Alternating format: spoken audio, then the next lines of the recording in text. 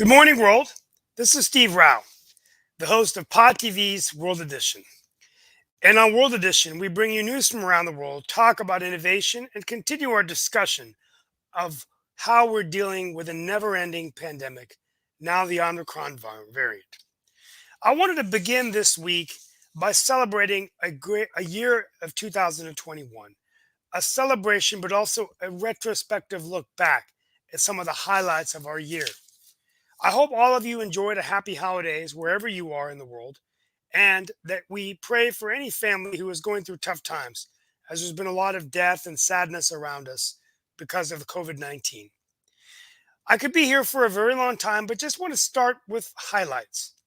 It's hard to believe that 1 year ago we were preparing for the inauguration of Joseph R. Biden as the 46th president of the United States of America. It just seems like yesterday when he stood on the steps of the Capitol and was inaugurated as our president. He called for unity in America and an end to the uncivil war taking place in our nation, and got right to work, putting together stimulus packages, the CARES Act, and now he has gotten through a major infrastructure bill and is still working on the Build Back Better plan. But just a few weeks after he was inaugurated, we remember the storms on the Capitol, the riots, the 4 that were dead, and American democracy was brought into question. February was the Paris Climate Accords. April, we saw Derek Chauvin sentenced to 22 years in prison for the murder of George Floyd. In May, we celebrated SpaceX and Elon Musk's conquest of the heavens above, followed by the Amazon Blue Origin, and now many, many space missions which will be taking place to the moon. In June, we saw, in July, we saw the Summer Olympics. And in August, we saw a pull out of Afghanistan, a war that took the lives of 2,400 civilian Americans. In September, we saw abortion threatened in Texas with the Texas heartbeat law, which banned abortions after 6 weeks. And the Supreme Court in the same month upheld that decision. And everyone is now watching for the future of Roe v. Wade. October, nobody talked about it, but the World Health Organization approved a vaccine for malaria. And in November and December, we saw tremendous change and disruption in American democracy. And we ended the year with storms and tornadoes in Kentucky, which remind us about climate change. And at that very same month, we've seen the FDA approve 2 pills for COVID-19. I probably missed out on some things, but at the end of the day, I think what I'd like to mention to everyone is that all of this has happened with 802,000 Americans now dead from COVID-19 and hundreds of thousands dead around the world, with cases continuing to skyrocket. I think if it's one thing that's clear and certain about 2021 is the word turbulence. We ended this year with terrible tornadoes, but every day as we cover the news on World Edition, it seems like a storm is brewing, whether it's insurrection on democracy, disruption of democracy on the world, polarization on vaccination versus those who don't want us to vaccinate, polarization between masking and unmasking, the cancel culture, which we've often talked about, the disruption, and all of the things that take place every single day when we cover this show. We're honored to be a part of it on the Pod TV family. And we want to begin this week going through some of these highlights. We're not going to cover everything in the 1 hour we have with you today, but hopefully we can hit some of these and my colleagues can share insights about the other game-changing events in a stormy, turbulent 2021 as we begin to celebrate and start a new year. With us today, we have Mark Lee, Nick Paladiva, and others who will be joining us from around the world. Oh, we're waiting for Nick to join us, but we've definitely got Sasha with us, and I'm sure Nick will be joining later. But Sasha, of course, does all kinds of great advice on investment, and of course, is a master chess player as well. But definitely, you're right, a lot of things have been happening in the world. As a matter of fact, we had the first day of Kwanzaa celebration yesterday at the Haiti Heritage Center. And of course, as always, there is a time to honor the ancestors. And I actually realized that one of my friends and associate who had gone and done a lot of work with our youth had passed on it last year as well. But sometimes when the COVID and a lot of other things, sometimes these things slip your attention. So I did not realize until Oh, yesterday that Michelle Green, who had definitely been involved and it actually was the founder of the Seesaw Studio and other things, had passed on. And then at that same time, when I heard you bring up climate change, I saw a seagull that had passed by and everything. They were out and around in Durham, North Carolina on yesterday. And yesterday was the day after Christmas, and it was like around the high 60s and the early 70s. So the birds might have been a little bit confused and a little bit off track, because I saw three of them that were definitely playfully playing around and were enjoying the weather and all of that. I don't know what Nick and Sasha might have seen that they might want to reflect on as well, but I just found that very unusual. I think I put those pictures up on my Facebook account because seeing three seagulls in late December roaming around is not something that you would normally see in my mind and all of that. But what is your thoughts about that? Because I'm thinking like 7-degree temperatures day after Christmas. I think it was like in the high 60s the day of Christmas, and it was even projected to be around mid to 60s to high 60s on today. So, we might have a very warm New Year's Eve celebration as well. What do you think about this, Nick? I say it's hot. I think I'm going to be moving to Canada. And I do want to get a shout out to all our friends in Lithuania because they seem to be watching our program over there. Once again, I don't know why, but they are. And also shout out to Al Jazeera, who takes all our programming. And the minute I send the chess show over, hundreds of people watch the chess show. Sasha, I don't know why, but so Al Jazeera yes. and the people in Lithuania like our programming for whatever it's worth. In Well, this term, what, Go ahead. Steve? No, I'm sorry, I didn't mean to interrupt. This week we want to. I forgot to mention Happy Kwanzaa, everyone, and November the Braves won the World Series. I knew I forgot something. Oh, you're I trying can't to go read. through a I can't historical read my own. I can't read my 2021. own handwriting. But I You know, started today. I just wanted to start today with, going down memory lane. I mean, when I talked about disruption, democracy. We talked about, what's going on with the democracy summit. With Russia, China, and the disruption we're seeing inward in America with vaccination, masking, racial tensions, racial division, um, and that's what my analogy was. I'd like to just get your all's perspective. I mean, this storm that we're witnessing in America is a storm of many different facets. Whether it's cultural storms, political, obviously with the gridlock and the money that's coming into politics. You don't know where to begin, but that was a useful exercise for me, to be very frank with you. And I actually came up. I take good notes as the host of the show, and I went back through my diary that I keep, and I was able to highlight some of these things that have happened during the year. And hopefully, my monologue was useful to all of you and the viewers, because sometimes we forget, for example, like the malaria vaccine. We talk so much about the COVID vaccine, we forgot. Oh, and there's my cat, my beautiful little cat. I have a little friend now. Sorry, folks. That's okay. We actually Uh, enjoy oh, we I enjoy also have to do having one visitors more every once in a shout while. out. One more shout out because otherwise Jeff is going to hook me. Tommy Chong of Cheech and Chong, the famous movie, will be on Wednesday on his show Weed Wednesday oh, live. So he just wanted to make sure that I tell everybody that. If not, he doesn't give Tommy Chong enough credit because so he's been on our network 10 times now. So wow.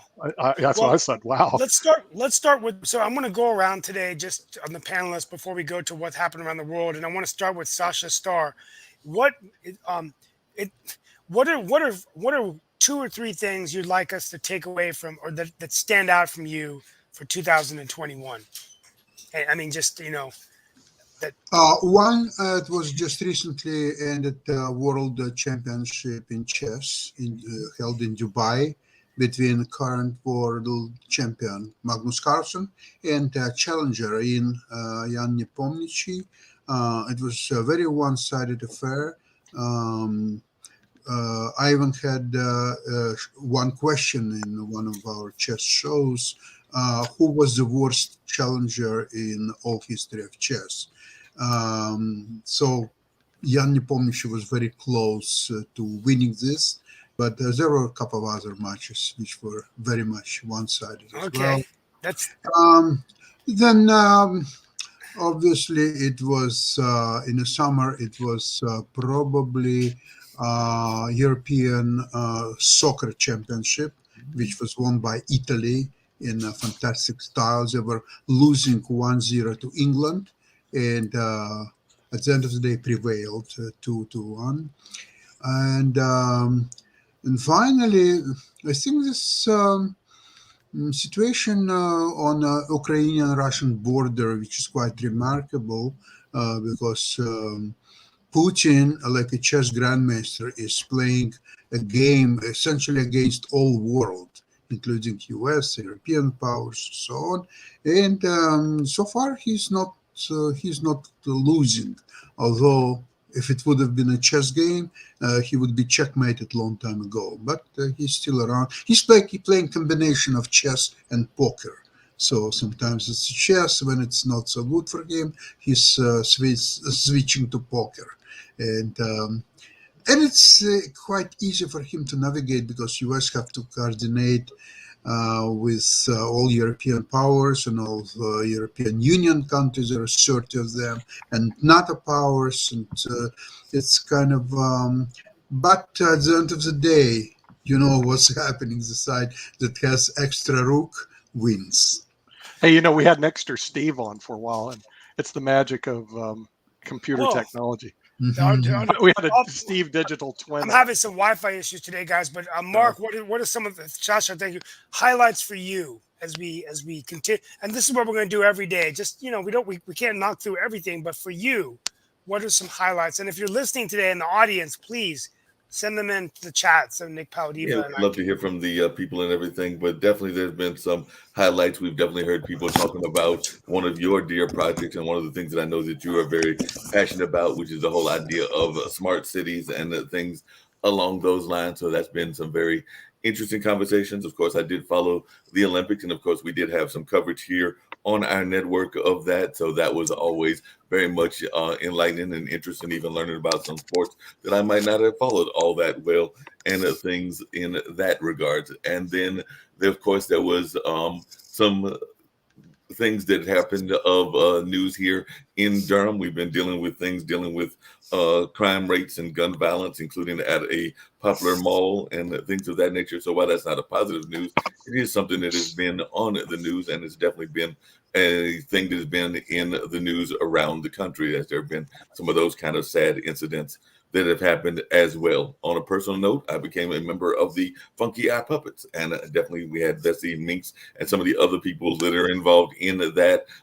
So that's like a audio troupe that may eventually become cartoon characters and movies and a number of other things. So that's something that was new this year, and of course, also being the de facto, and I think I can say that publicly since I'm the one that's doing a lot of the announcing and gathering these folks. So the de facto program manager for this lovely network that we have put together has also been a great privilege this year as well. And speaking of malaria, then I'll turn it over to Nick and see what he's got to say about some of his goals and everything. But I was talking to my friend Telly Shabu, who he and his wife were the principal organizers of the Kwanzaa celebration for the first day of Kwanzaa yesterday and everything. And he had actually had the one of the original malaria drugs, because he was reminding me that that was one of the early drugs for COVID, and he had had a not that great reaction to it and all of that. But he did remind me that one of those early malaria drugs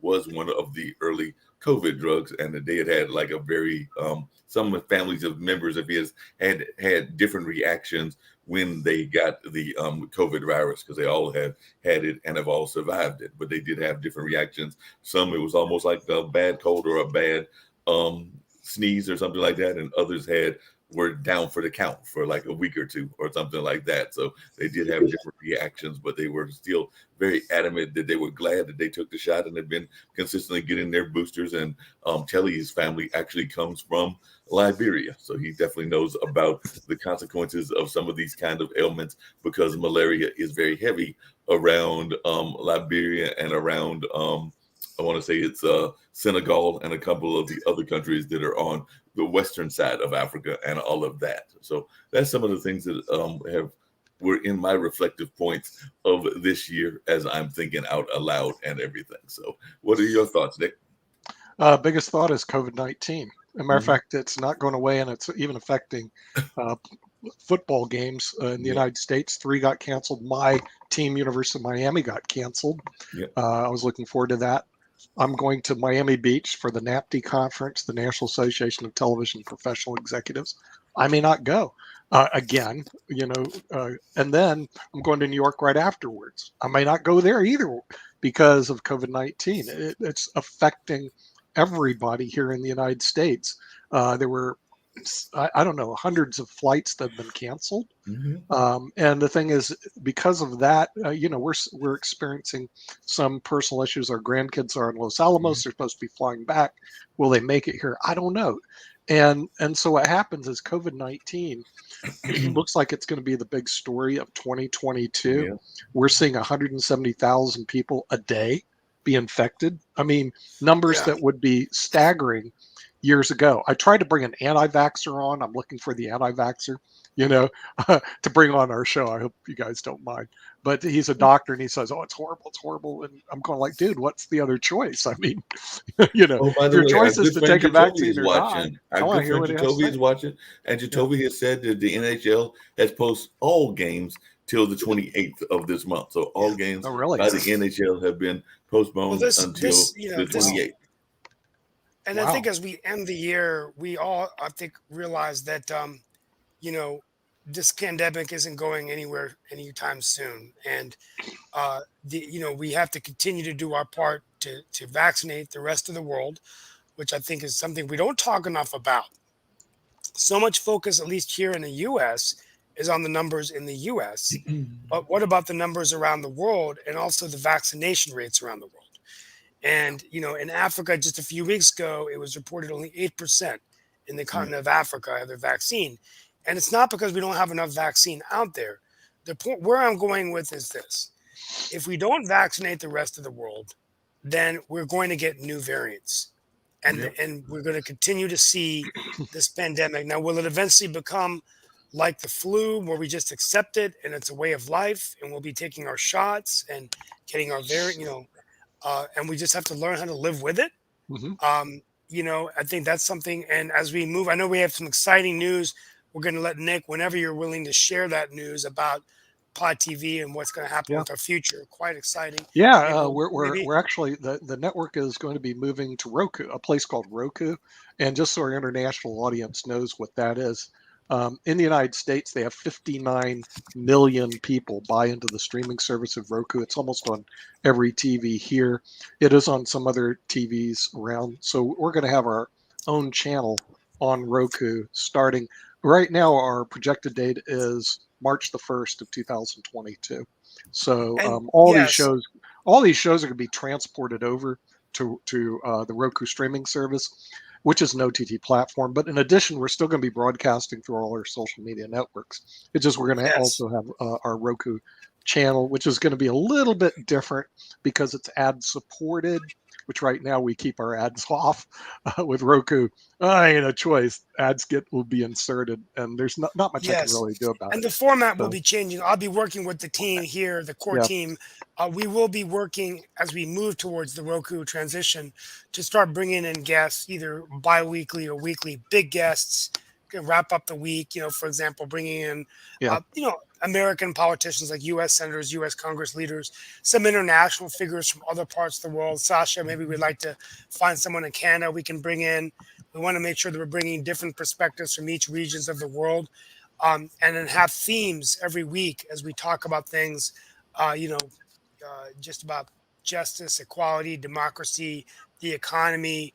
And Sasha Star runs Modern investing with Sasha, but also kind of like the global economy and the COVID pandemic. So it's going to make it harder for me, but I think eventually we will be bringing in some guests. We don't want to bring in a guest every day because that gets really tough, but one Yeah. big guest or two big guests a week. Just some food for thought in the new year. And the developers over at Roku are really good. I mean, they're on top of this every week. They say, okay, you got to have a splash. It's got to be 10 seconds. You So send will it the show- 15 second, it gets rejected. The show has to be like 1 hour and may have to be cut. And the show also will have to probably be taped and then rebroadcast. Right now, we're looking to rebroadcast this 3 times a week, 3 times a day. So this thing would be rebroadcast 3 times during the day. So it's kind of, like I say, it's an interesting and different experience for us being on a professional platform, but and an advertising supported platform. But it is what it is. I think it's a natural evolution. It's a great evolution. Hey, Nick, you mentioned earlier about the COVID cases, and I was actually on Clubhouse. I do love Clubhouse. That was a major story. You like Clubhouse. Doing this weekend or during this year and everything of 2021 is actually where I found some amazing guests and everything. But I was talking to a gentleman that's actually going to be doing a series of cookouts. It's a chance for independent musicians to be found and discovered by name producers and others. He's doing his in Dallas. I think he's got that scheduled for around February or something like that. And he's got one scheduled for Charlotte in July. But he did also mention, I think he's got one in Los Angeles, but he mentioned that he had one slated for Atlanta. And right now he's a little bit worried about Atlanta because apparently,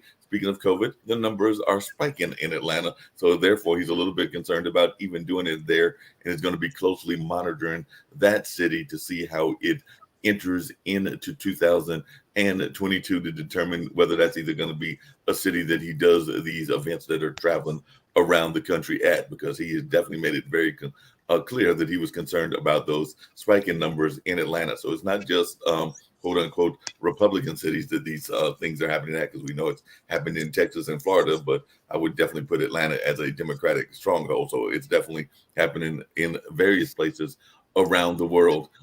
I think that we've got a major event coming up, and I think that since you mentioned advertising, we might want to have an ad about what Brandon's got coming up. Because let's bring in Brandon. It's time.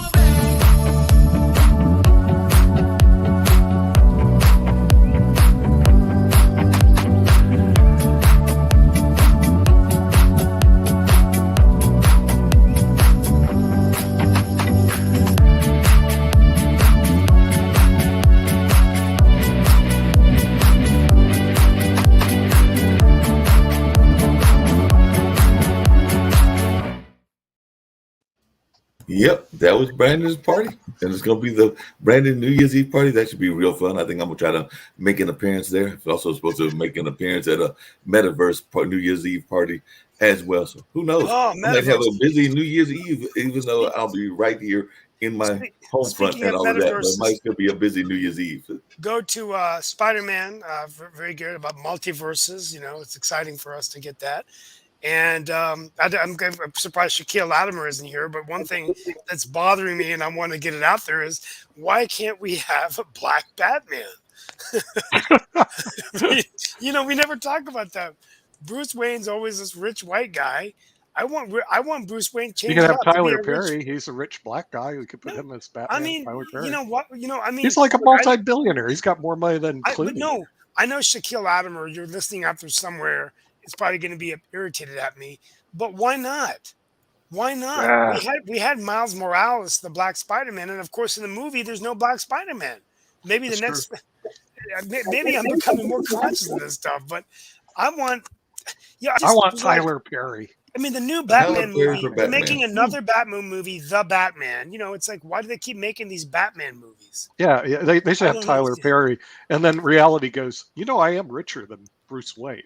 Oh, that guy keeps a low profile. We're supposed to be, one of our filming was supposed to be done in the studios in Atlanta. The guy is just incredibly wealthy. So you got to give a shout out to Tyler Perry. Oh no, Make him the definitely need a next shout out to Batman. Tyler Perry. But we have a studio sitting here in North Carolina that is basically, from what I understand, sitting empty. Dolly Parton was looking at it, other people were looking at it. It's never been used. It's kind of in the middle of nowhere. It's in the middle, like I said, of Yanceyville. But yes, that new Millennium Studio, I believe it's called, or something like that. No, Pinnacle Studio. That's right. New Millennium is the other studio, but Pinnacle was there, run by Phaedra Blackwell, and I understand that maybe some of the churches are using it for small events and events that they're having on a semi-consistent basis. Phaedra had some problems that caused it to be on the market, and from what I understand, it might still be on the market, but it's sitting there in Yanceyville, North Carolina, a full film studio, complete, because I believe it was an old plantation, so complete with like houses and a lake house and the whole 9 yards. I visited it a few times several years back, and I can tell you it's a great property and a wonderful property, but it's just kind of sitting there empty. But that's also similar to the, I mentioned Dolly Parton, and she's also got that place in, I believe it's Roanoke Rapids, that was being used for kind of like those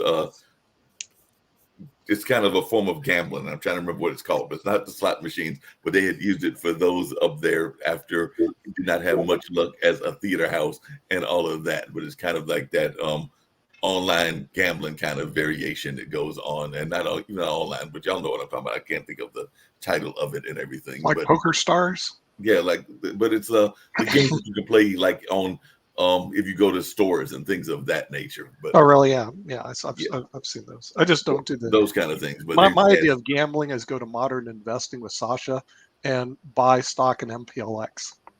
There's another gambling that's going on as well, and it's a major gambling. It kind of Sasha actually mentioned it earlier because he did a poll, and I need to find out the results of his polls. But we have our discussion on tomorrow, and we have new results. We continue to get the worst president show. Yeah, yes, we have 969 votes right now. This is a runaway race right now because right now, like I said, I added 2 more, and this time they were Democrats. So the runaway is Trump has got 51%. Obama has got 27%. Andrew Jackson has got a mere 6%, and Carter has got 15%. So right now it is a runaway with Trump running away from Obama and all of that. But we haven't quite got to 1,000 votes, but the views have not been bad either. They've not been in the hundreds of thousands, but we've got 37,668 views. I have an update on that in case you didn't know, Mark. I tried to share this on my LinkedIn page, and I have 12,000 followers on LinkedIn.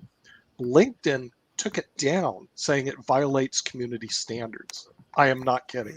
So when I'm shocked that your poll is still running because they struck it down on my side. So apparently they still, for some reason, they're allowing you to run it.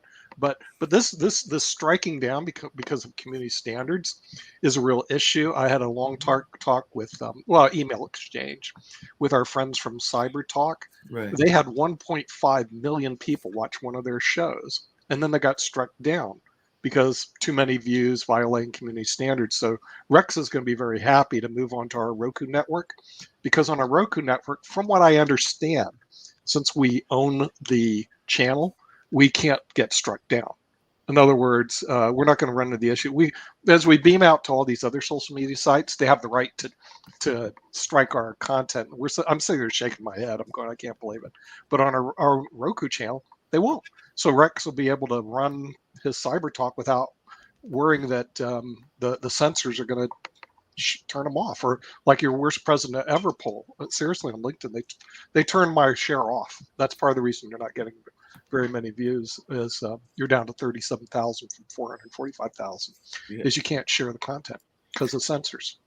And that's interesting. And like I said, that could be impacting things. And I think the last comment I got was about 13 hours ago. So that was yesterday. And that was take this to Facebook. So they wanted us to move the content and the discussion to Facebook. Well, I see that a lot. Take it to Facebook. And then I saw other commentators saying, wait a minute, stuff like this belongs on, LinkedIn, because people have the right to, debate, the political leaders. But again, that's not going to be our decision. See, it's the decision of LinkedIn. You follow what I mean? So when we're on our own channel on Roku, we're not going to be censored because we own our own channel. I don't know how to describe it. At least on Roku, we're not going to get censored. So I think that's going to be pretty good. It'll be a little bit of an advantage. Trying to think if there's any way that we could run afoul of the FCC or something like that. But I don't know. It's streaming service. You tend to go on to 230 and you're outside of the normal FCC barrage of censors. And surprisingly, they're still letting comments come in because I got a comment Really? yesterday. Oh, actually earlier today from the original poll. So they're still allowing comments to come in from the original poll. Which Like I said, you broke through. I don't know how you did it, Mark. I don't know either. I got mine thrown off. Listen, the censors are so amazing. real quickly, I'm gonna close out today at the end of the hour with a special tribute to someone. Gonna keep you in suspense, but real quickly around the world, and we're going to continue our discussion about 2021. The Ukraine and Russia, there's been thoughts about them training civilians to scale up for potential war. So we're sort of on edge for that. And, I think it's, we talked about the Democracy Summit last week, but we'll see what happens, whether things will continue to escalate in Ukraine or whether it's just Putin, keeping us on edge as we are dealing with China and Russia, which I think one thing we could take away from 2021 is that, definitely there is a new, it's not a new rivalry, but things are heating up between Russia and the United States and obviously China and the United States. And could Russia and China be kind of this new kind of allies in this, what they call new Cold War? So that's, something for us to consider. And of course, the 2 pills from COVID have been authorized by the FDA. So that's exciting news for those with immunocompromised conditions to be able to take a pill to deal with COVID and reduce hospitalizations. And any other thoughts, folks, about things around the world we should be talking about today? Well, I have the student loan problem. It hasn't gone away. Yeah. Okay, but the latest I heard on this, that if you have student loans in the United States, they delayed your payments till May. From what I also understand, that the student loan crisis is unique to the United States. If you travel internationally, the cost of going to higher education is very reasonable. Mm-hmm. And I'm trying to talk my grandkids to going to school overseas. I went to Oxford myself. Mm-hmm. I went to when you go to Oxford, there are all these different colleges. I went to St. Edmund's Hall at Oxford University. And how I got there, I explained to my parents, it was cheaper for me to go to Oxford to get part of my law training than the University of Miami School of Law. And it's true. And part of the reason why was at Oxford, it's really a public school. It's supported by the government over there in England. And so the thing is, between the tuition, room, board, flights, cheaper than the University of Miami. Now, this goes back to like 1982. But when I was overseas, I was checking out some of the universities in Venice, Florence, some of the places they have some good quality education. Some of them date back like in Padua, where the former professor there, alumni, was a guy named Galileo Galilei. In other words, he was Galileo. I mean, you have these unbelievable people that are there. So that type of opportunity is available for students, but we in the United States don't even tell students you have an opportunity to go overseas, get a great education at a cheaper price. I mean, because we're so insular, and so this instead stay here and rack up 1.8 trillion in student loans. It's wrong. We are going to have a show. Hopefully we'll have a show. I'm still going to be working with Nancy on education, because I think our education system, you can't strap our kids with this amount of student loans, 1.8 trillion. This is just wrong. I don't know what Sasha thinks about that. I know in Canada, they have very good universities like McGill. They have University of British Columbia. I went and played chess at UBC when I was over there in Richmond. I think it was Richmond. No, it was someplace in British Columbia. But they have some very good universities at Toronto, good universities. But the kids there just don't get stuck with these huge student loans. So just want to hear from Sasha what his thoughts are on this. Well, there are several forms of students' assistance, including students' loan, including, um, so to speak, complete scholarship where you don't pay anything at all, but it's available only to exceptional students who have a very high marks or so on. But even this student loans, they're quite reasonable, and people don't hesitate and don't struggle so much. I mean, there must be some cases where people cannot pay back these loans. But again, it's not publicized. I mean, there must be a reason for people to go open into media, newspapers, or so on, so to say, "Oh, my poor son cannot pay students' loan," and so on. I think it's a shame if Yeah. someone who's completed university and cannot repay students' loan. What is he, stupid that he cannot find appropriate work, or like what? No. Part of it is, Sasha, like in law school, some of the loans they're like 300,000. In other words, a student going into law school today at, let's say, the University of Miami, the whole article on the front page of the Wall Street Journal, the kids would graduate from the school I went to with a $300,000 debt. And these people don't come from families that say, "Oh, we'll just write the check, no problem." It is a problem. They don't have 300,000. They're basically broke. They shouldn't have gone there to begin with. So it's And not very good business proposition. no, to it isn't. It's a horrible get one. 300. But I used to work with some of the chess players as they were going on to college. They were duped into by their student and their administrators that, "Oh, you got into Carnegie Mellon." I'll never forget this guy. Got into Carnegie Mellon and said, "You shouldn't go there." "Why not?" I said, really can't afford it." So he went there, came back, and you know what he got out of it? Because he didn't even get a degree. He got $50,000 in student debts he got to pay back. And he went to work for McDonald's. I mean, this is the reality of what goes on in this country here. And there's no one to speak against it. And let's take a look at it. Educators, like where I teach at Northeastern, if I speak up against it, truth to power, you get fired. So the professors, if they speak against it, get fired. The high school counselors, either they don't know or they're incompetent, so they don't speak against it. The what do they call it? The media doesn't talk about it. So what we did is we generated over a period of time 1.8 trillion in student loans, which is non-dischargeable in bankruptcy, which took place in 2005. In 2005, they changed the law where prior to 2005, if you took a student loan out, you could file bankruptcy and get rid of it because you just went over your head.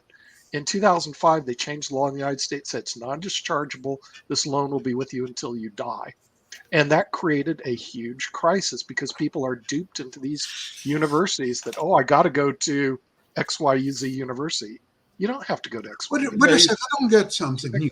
Okay, so you've got essentially, you acquired a certain asset, which is a higher education, a law, or in any other field, and that is a security over the loan which was given to you to acquire that asset. So there must have been a mechanism where if you cannot pay the loan, that asset is being taken away from you. So you have to forego your degree and your whatever. No, your asset is yourself and all your earnings. You secured. Okay, you're 18 years old. Okay, you just borrowed $300,000 to go to undergraduate and graduate school. All right, you're going to pay it back with your earnings, even though the job that you're going to get. Let's say you didn't go to law school, you went to family counseling and rehabilitation services. So you get a $40,000 a year job to pay a $300,000 loan back. All right. The students are not being explained the economics of these student loans. In other words, this has been, and the parents and the families they come from, Sasha, they don't come from wealthy, educated families that say, "No, we're not going down this path of perdition." Instead, a lot of them come from very poor, uneducated, first time they're going to college families.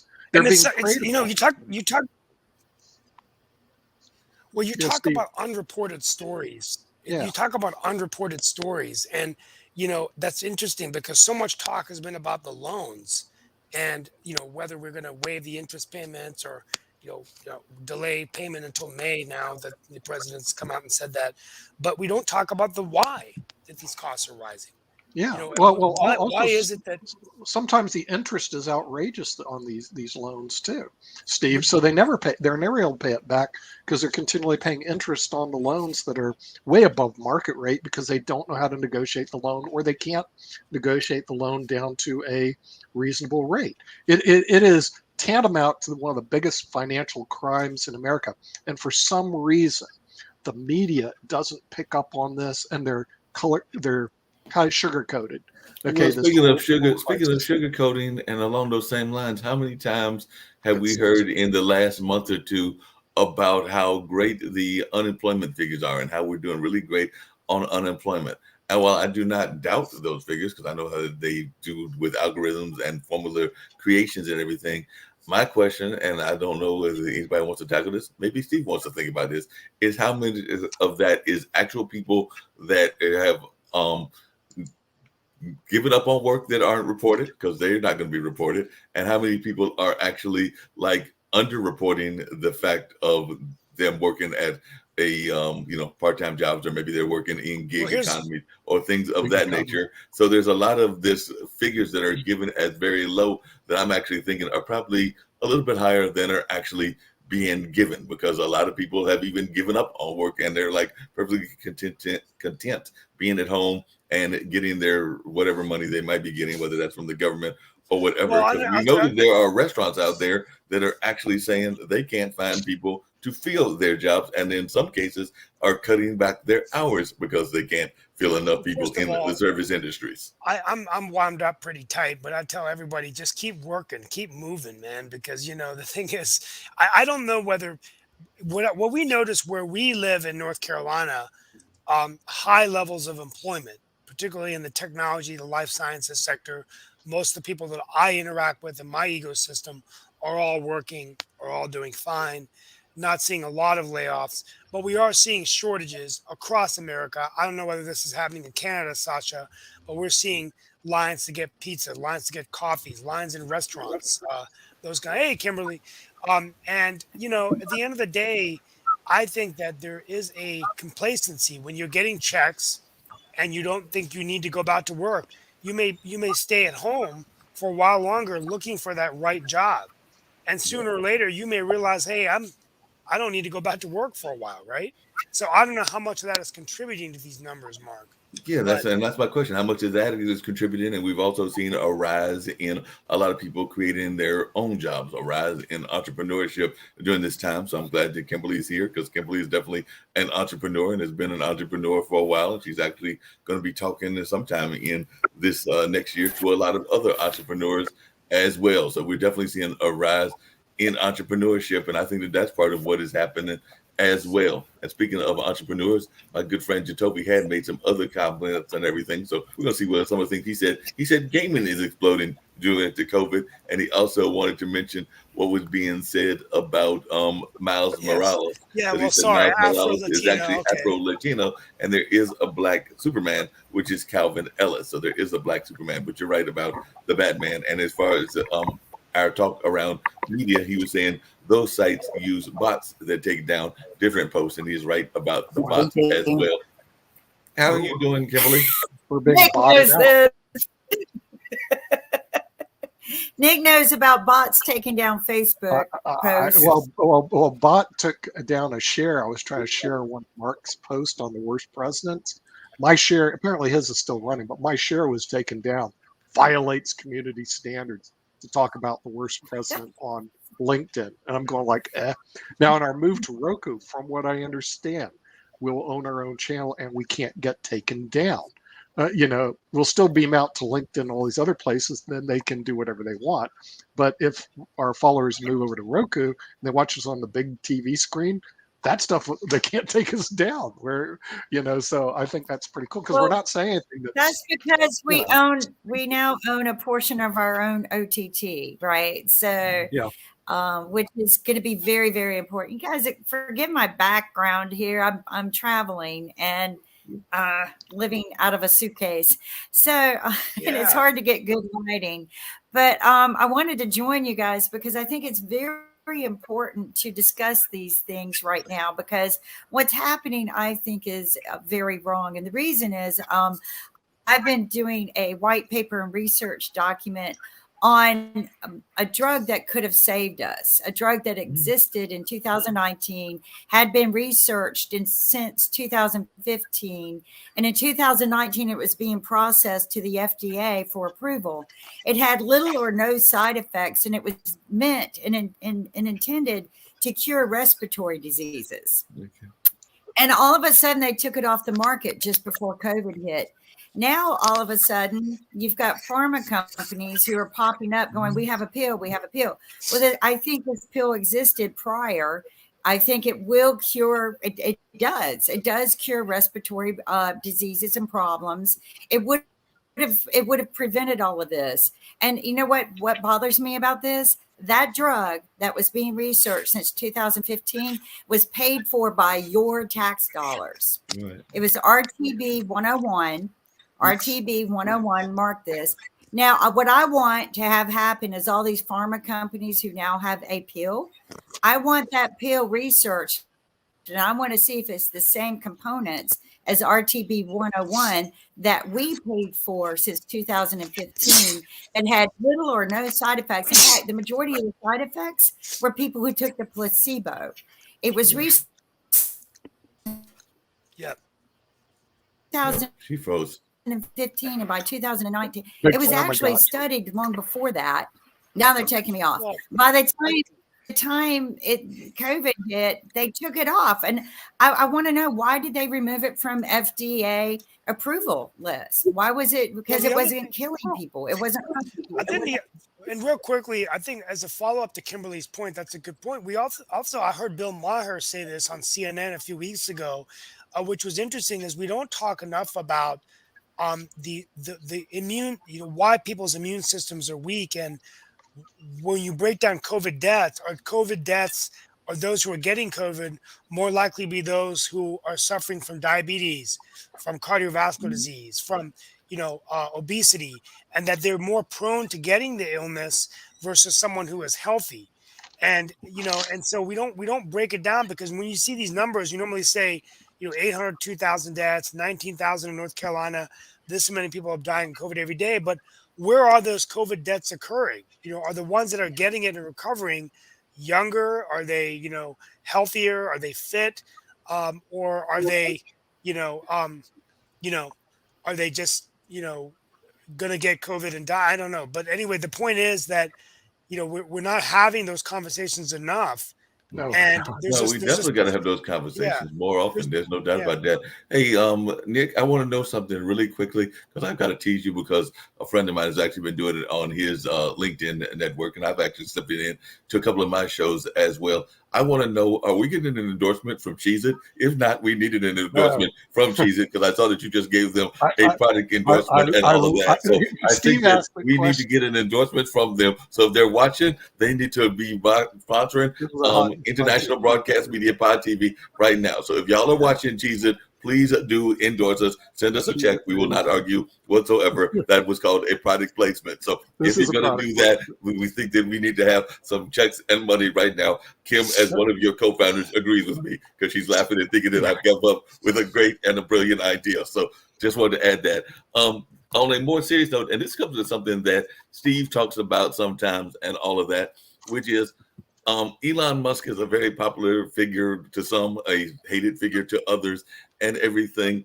But he's trying to create a way to get more internet out to the world, and he's come up with this thing called the Starlink internet service program. And so he sent up a satellite, and he sent the satellite up to space. But apparently he's made some people very mad, and it's a very large part of the population, because he's made the Chinese mad, because apparently Chinese citizens have been lashing out against his program earlier today, because they're complaining that his space station, or their space station, was forced to take evasive actions to avoid collision with the satellite that he launched, which apparently is going to try to bring greater internet to the world. So I just wanted to know what y'all think, one, about the Chinese citizens apparently complaining, and two, about the need for greater internet access around the world. I know this is a dear project, very special to just about everybody here, including Sasha, Kim, and Steve. But what do you think about Elon's plan? And also, the Chinese citizens are kind of like saying, "Hey, wait a minute,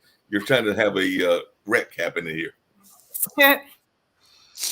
Go ahead, Kimberly. Airspace is interesting. I have to to this because I think it's hilarious. Space to me, who owns it, right? Especially in space. But let's talk about, the land laws and how they've evaded our property rights. There used to be a law from you own your property from heavens to hell or hell to heaven. So your piece of land. But then fracking came about, and oh no, you don't own what's under your property line. You don't own that at all. Anyone can dig under there. So who actually owns space rights, Nick? I mean, come on, you're the lawyer here. Who owns it? As soon as you send my retainer in, I'll explain your rights. Very, very interesting. The law of space. Well, I mean, the thing is, if you look at it, there's actually a whole area dealing with the law of Antarctica, believe it or not. So there's definitely treaties relating to the law of space, which is a whole, international treaties, and that governs most international laws right now, or international treaties. I'm not really sure. I don't work in that space, as one lawyer would say. So, no, but it's interesting. Isn't it? Be very interesting. Yeah, it would. No, it's interesting. It's It's an interesting conversation that I've never seen on any network. So, see, that's something that we could develop where other networks would take a year or two or three just to develop a program. Well, Jacoby's back making more comments. Jacoby's Jacoby said that a great fictional show about space politics is The Expanse. So he said that there's a great fictional show about space politics. There you go. We're going to start it. Lawyers Den. We'll get lawyers in on this, but I want to add one more thing about satellites. I want to add something about satellites. A lot of people don't know. So for all of you innovators out there and entrepreneurs, we have a lot of satellites that are already in space. And by law, as citizens, we should access to them to utilize for in-flight and network. Of course, they're going to try to cut me down, but it's there for free. We have free access to all of this, but nobody knows about it. Nobody uses it. And now you got Elon Musk sending something up there that I'm sure he's going to charge us for. I would be very careful and leery about using a private entity's resource, because once you start using it and you're not utilizing the other ones, you're going to get stuck. You're going to be caught in their web. And so no offense, Elon, I think what you're doing is magnificent in research, but I think we need to utilize what's free and accessible right now. So just that makes sense. Speaking of things that are free and accessible, and we've only got a few more minutes to go. I was trying to bring Sasha into one other thing, but I was watching a news story yesterday, and they were talking about drone delivery, and they're talking about drone delivery, and there's a drone company somewhere in North Carolina that literally was delivering your food by drone. So I wanted to know, do they have drone delivery in Canada? Because like I said, literally it was like a little mini helicopter thing that literally dropped the package off to the person, and they got their chicken wings or their chicken food and everything delivered by the drone. So well, how do you think that was something like around High Point or something like that? The little drone came and dropped the Cheez-Its down my front door. Is there drone delivery in Canada? And would you take a delivery by drone, Sasha? Would you take a delivery? Yes, I would, but provided that if I don't like that food, I could send it back. And how would I do that? You put it back on the drone and send it back. By which drone? So the drone company will take it back, or the supplier, or the food? Oh, Amazon's been trying to pioneer this. So that's a good question. I think that the drone should sit there and wait to figure out if you like the food or not. And if you don't like the food, you put it back in the package and let the drone fly it back. I like this idea. It'll fly it back. I think that you're going to see that in the next decade, Sasha. Absolutely no question. You're going to see, like, there's a Chick-fil-A right down the street from where I'm at, which is crowded, unbelievable amounts of people there. And they didn't give us any money for endorsing them, so we're not endorsing them. But they could literally put the bloody chickens in the drone and fly them to my house, drop them off, and fly back. You Yeah, know, you pay for it. Yeah, exactly. Nick, Sentimental. actually, I would like to notice that people get used to good things very quickly. I want it'll to happen. give you an example. A few weeks ago, my wife broke her hip. She was in the hospital. Then she was in rehab. Now she's home. So all our friends, not daily but every second day, they're bringing all kind of foods. And at first we were very appreciative of that, and the food was great, or so on. But now we get used to it so much that now we are ordering exactly what kind of food we want. So we are going through the menu of fancy restaurants and find things like osabuca or some other fancy things, and we are ordering that, and our friends have to comply with that, and they're bringing Yes, absolutely outstanding dishes. So Yeah, we absolutely. definitely want your Yeah. wife to get better. Well, There's no doubt about that. The only other story that I saw that was interesting yesterday as I was watching news was apparently, and I wonder what Kim thinks about this because I know domestic violence is something that she's very much concerned about. But there was a range, I think it's called Girls on Fire, but it's women, and in this case, I think it's African American women that were learning to fire guns because they were concerned for their safety. So they have actually learning to fire on the firing ranges because they don't want to be caught off guard or things of that nature. So what is your thoughts about these kind of gun ranges that are specifically geared toward specific populations? Because that's apparently what Girls on Fire is. Well, Kim? that's a topic for another. That's a topic for another day because it's a long That's another discussion. But my show. opinion is, yeah. But my opinion is, I'm glad that they're being educated with guns. They shouldn't just go out and buy a gun. But I think we need to Right. wrap up for today. It's a beautiful, beautiful day Yes. after the holidays. Thank you guys for allowing me to join you. And I think we need to wrap. Of But course. Mark, good question. Let's do that another day. Yeah, we can Thank definitely you. do that, but Well, I'm going to turn it over to Steve. Steve is the mastermind behind this whole thing, so we're going to let him wrap everything up and everything around that nature, and then we'll get those lovely images of people traveling back and forth. So, Steve, it's on you. excuse me, guys, and I'm sneezing because I have allergies today. I apologize, but if I sneeze, bear with me. But I want to close out today with talking real briefly, and we're going to talk about him tomorrow. A great humanitarian and leader in our world who passed away, Desmond Tutu, who was served as the Archbishop of Cape Town, and we all remember him as a Nobel Prize winner. This was a great man who graced his presence in the world, fighting for human rights, a big supporter of gay rights, worked hard alongside men like former President Jimmy Carter to take on the AIDS pandemic globally. And we could go on, but how grateful we are that we had such a great leader in our world as Desmond Tutu, who died at the age of 90 just a few days ago. On this show, World Edition, we often talk about the negative news around the world, but we often forget that the heroes that live among us are the ones that inspire us every day. And I think it's fair to say that all of us, regardless of where we are in the world, have been so grateful to look upon the great work of Desmond Tutu. I put him in the ranks of Mother Teresa, Mahatma Gandhi, and other great leaders who literally changed the world through their inspiring acts, their random acts of kindness, and their continued thoughts for those that were the destitute, that were the downtrodden in our society. We'll be talking about Desmond Tutu tomorrow a little bit. I need to do some research. Not a man that we've talked a lot about recently, but a man who clearly left his mark on the world. We pray for him and his global family around the world as we mourn his loss, but we also celebrate his great life. Thank you all so much. We will be celebrating Desmond Tutu's tomorrow a little bit, talking about some of the great work that he's done, inspiring each and every one of us. From my family to yours, we thank you for being on Pod TV's World Edition, soon to become a part of the Roku TV network. Thank you all so much, and we'll see you tomorrow on World Edition.